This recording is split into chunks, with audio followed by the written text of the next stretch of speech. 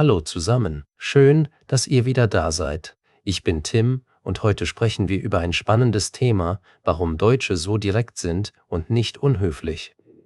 Hey ihr Lieben, ich bin Julia. Und ja, das Thema ist echt wichtig, finde ich vor allem für Leute, die neu in Deutschland sind. Total. Viele sagen ja, Deutsche sind kalt oder unfreundlich, aber oft ist es einfach nur direkt, also ehrlich und klar, ohne viel drumherum. Genau, direkt heißt, man sagt, was man meint, und zwar ziemlich klar, nicht böse, sondern ehrlich. Das kann am Anfang komisch wirken, ne? Ich hatte eine kleine Geschichte. Ein Freund aus Spanien war im Büro und bekam Feedback von seiner Chefin. Sie sagte nur, das ist nicht gut, bitte ändere das. Er dachte sofort, sie mag ihn nicht. Oh ja, das kenne ich. Und dann, später merkt man, die Person meint es nicht persönlich. Sie will einfach, dass die Aufgabe besser wird, fertig. Genau, Feedback heißt übrigens Rückmeldung, also jemand sagt dir, was gut ist und was du verbessern kannst. Und das ist oft sehr direkt. Viele Leute aus anderen Ländern finden das zuerst hart, aber viele sagen dann später auch, es ist irgendwie entspannt, weil man weiß, woran man ist. Ja, es spart Zeit, finde ich. Bei der Arbeit ist das super effizient. Effizient heißt schnell und ohne Umwege. Und es gibt weniger Missverständnisse. Missverständnis heißt, man versteht etwas falsch. Mit direkter Sprache passiert das seltener, weil es einfach klar ist. Ich habe noch ein Beispiel aus dem Alltag. An der Kasse im Supermarkt habe ich mal falsch einsortiert, so Pfandflaschen. Eine Frau sagte ganz trocken, das kommt da nicht hin. Ich war erst so, wow, bisschen hart. Ja, und dann merkt man, sie hilft eigentlich. Sie zeigt dir, wo es richtig ist. Kein Bitte, kein Lächeln vielleicht, aber die Info ist korrekt und nützlich. Richtig. In anderen Ländern würde man vielleicht sagen, Entschuldigung, könnten Sie vielleicht? Und in Deutschland kommt oft direkt die Sache zuerst. Das kommt da nicht hin. Und das ist nicht böse gemeint. Es ist nur der Stil. Die Sache ist wichtig, nicht so sehr der Ton. Also Inhalt für Smalltalk. Smalltalk. Gutes Wort. Smalltalk heißt, man redet kurz über leichte Themen, Wetter, Wochenende, so. In Deutschland gibt es das, klar, aber im Job oft weniger. Ja, im Job geht's häufig darum, was ist das Ziel? Was machen wir jetzt? Und dann kommt die direkte Frage, wann ist das fertig? Oder passt das so?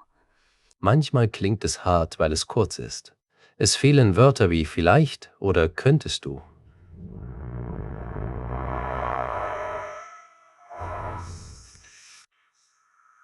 Genau. Und viele finden das später echt angenehm. Ich habe von Freundinnen gehört, die sagen, boah, endlich sagt jemand einfach, was los ist, ohne Spielchen. Es gibt auch regionale Unterschiede, ne? In Berlin sind Leute oft sehr direkt, fast trocken. Im Süden, also in Bayern oder Baden-Württemberg, klingt es manchmal ein bisschen weicher. Stimmt. Im Norden ist es oft kurz und knapp. Im Rheinland zum Beispiel kommt mehr Humor und ein bisschen Wärme dazu, aber trotzdem sagen die Leute klar, was sie meinen. Also, warum sind Deutsche so direkt? Viele sagen, Ehrlichkeit ist wichtig. Wenn man ehrlich ist, zeigt man Respekt, weil man die Zeit der anderen Person nicht verschwendet. Ja, genau, und Klarheit gibt Sicherheit. Wenn ich weiß, was du willst, dann kann ich handeln. Da gibt's weniger Rätselraten, weißt du? Jetzt mal konkret, was kann man tun, wenn direkte Worte komisch klingen? Mein Tipp, erstmal tief atmen und denken, okay, das ist Kultur, nicht Angriff. Sehr gut. Und wenn du unsicher bist, frag nach. Sag zum Beispiel, wie meinst du das genau? Oder ist das als Kritik gemeint? So wird es schnell klar. Kritik heißt übrigens, man sagt, was nicht gut ist. Aber es kann freundlich sein und helfen. Nicht jede Kritik ist negativ gegen dich als Person. Ich habe noch eine kleine Geschichte. Eine Kollegin sagte zu mir, Julia, dein Text ist zu lang, mach ihn kürzer. Ich war erst so, uff. Aber dann habe ich gekürzt und der Text war wirklich besser. Ja, und später bedankt man sich sogar. Man denkt, danke für die klare Info. Das spart Zeit und ehrlich gesagt Nerven. Man kann auch selbst ein bisschen direkter sprechen. So kleine Sätze helfen, ich möchte das so. Oder ich sehe das anders. Das ist höflich und trotzdem klar. Oder das passt für mich nicht.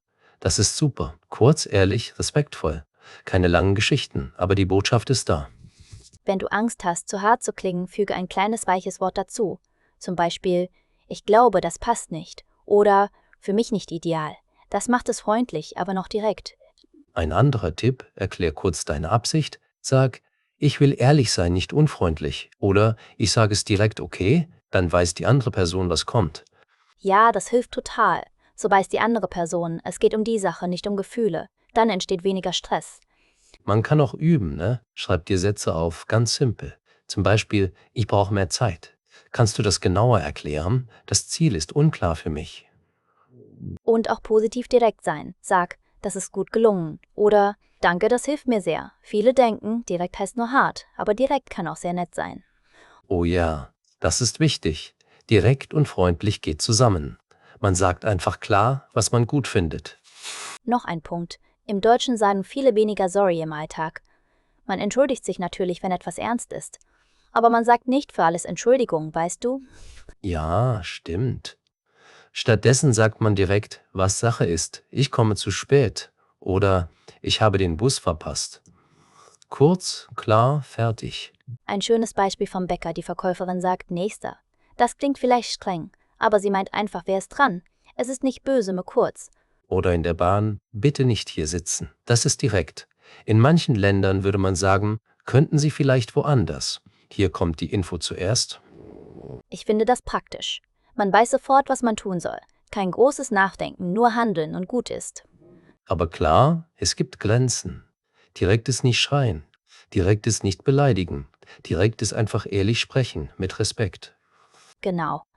Und wenn jemand wirklich unhöflich ist, das merkt man, der Ton ist dann aggressiv. Direkte Sprache ist fest, aber ruhig. Wenn du unsicher bist, hör auf den Ton. Ist er ruhig, dann ist es wohl einfach direkt. Ist er laut oder spöttisch, dann ist es vielleicht unfreundlich. Und man kann immer nachfragen, meinst du das als Hilfe?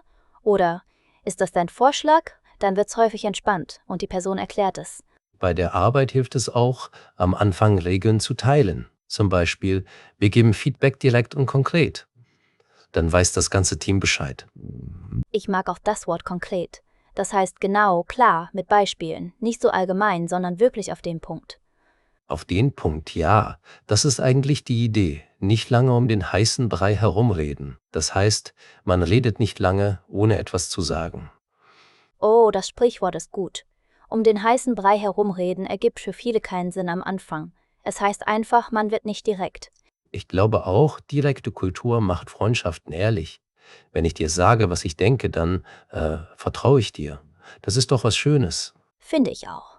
Viele, die hierher ziehen, sagen zuerst, ouch, das ist hart. Und nach ein paar Monaten sagen sie, oh, das ist eigentlich ziemlich angenehm. Noch ein Tipp für Mails, schreib klare Betreffzeilen und im Text zuerst das Wichtigste. Zum Beispiel, Termin ändern, Mittwoch 14 Uhr nicht möglich, dann die kurze Erklärung. Ja, und kurze Sätze helfen, kein Roman. Höflich bleiben, aber nicht so viele Füllwörter. Können wir den Termin verschieben? Ich schlage Donnerstag vor. Fertig. Wenn du Nein sagen musst, sag es einfach. Nein, das schaffe ich heute nicht. Du kannst kurz eine Alternative geben. Morgen geht es. Das ist höflich und klar. Viele haben Angst vor Nein. Aber in Deutschland ist ein direktes Nein oft okay. Es spart Zeit und die andere Person weiß sofort, woran sie ist. Und wenn jemand zu dir sehr direkt ist, nimm es nicht gleich persönlich. Denk lieber, die Person gibt mir gerade Informationen, nicht, sie greift mich an. Super Punkt. Und wenn dich etwas stört, sag's auch direkt, der Ton war für mich zu hart. Oder kannst du das freundlicher sagen, so entsteht ein gutes Gespräch. Übrigens, direkt heißt nicht ohne Gefühl. Man kann sagen, ich bin enttäuscht, weil das ist auch direkt, aber sehr ehrlich und persönlich. Ja, das ist sogar stark. Weil du über dich sprichst, nicht über die andere Person. Das macht es klar und fair. Okay, fassen wir mal kurz zusammen. Deutsche Direktheit kommt oft aus Werten wie Ehrlichkeit, Klarheit und Effizienz. Sie soll helfen, nicht verletzen. Genau. Es gibt regionale Unterschiede, aber die Idee bleibt, sag, was du meinst. Und wenn du unsicher bist, frag nach und bleib ruhig. Praktische Sätze zum Mitnehmen: Ich brauche Hilfe. Ich bin anderer Meinung. Kannst du das genauer erklären? Das passt für mich nicht. Ganz einfache, klare Formulierungen. Und positiv nicht vergessen.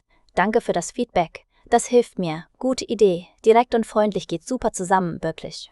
Wenn ihr neu in Deutschland seid, probiert es aus. Sprecht ein bisschen klarer, kürzer und erklärt eure Absicht. Ihr werdet sehen, es wird leichter. Und wenn mal ein Missverständnis passiert, hey, kein Drama. Sagt einfach, ich habe das falsch verstanden oder ich meinte das anders. Schon ist es besser. Ich glaube, das war eine gute kleine Reise durch das Thema. Direkt, aber nicht unhöflich, das ist die Idee. Und mit Übung fühlt es sich ganz normal an. Ja, genau. Und sagt uns gern eure Erfahrungen. Habt ihr Situationen, wo Direktheit euch überrascht hat? Schreibt das in die Kommentare. Wenn euch die Folge gefallen hat, lasst gern ein Like da. Und abonniert unseren Kanal, damit ihr keine Folge verpasst. Das hilft uns sehr, danke. Teilt die Folge auch mit Freundinnen und Freunden, die gerade Deutsch lernen.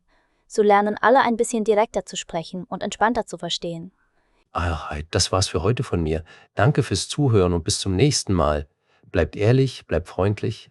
Macht's gut, ihr Lieben. Und ja, denkt dran, direkt ist okay. Wir hören uns nächste Woche wieder. Tschüss.